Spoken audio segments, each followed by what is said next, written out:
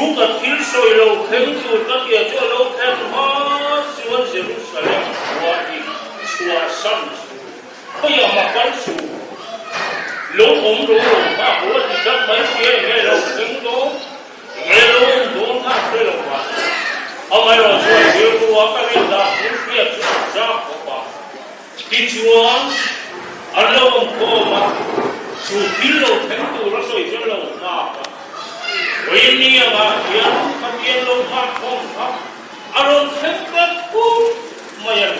chú nó đi xuống cái sao vào hiện phim lâu khen anh chú mà thì vô đến phim thì vô thì gần xịt hết chuan chiến các cái gì anh rap từ môi mấy cái khá là lớn càng lớn kalau tiếng mình là gì mà có chuyện thế là cái bộ ăn cuối thế là lý suốt là ngầm cuối lệ mà sẽ chút thì chung chúa nó bắt sân mấy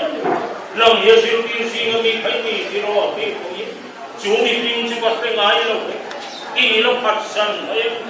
mà sẽ khao tiếng thì mình mà đi na ăn quá khao tiếng thì xuống khá là nó chúa gần bù lệ gần phía phía dưới cái nó cái lỗ lên thì nó tốt này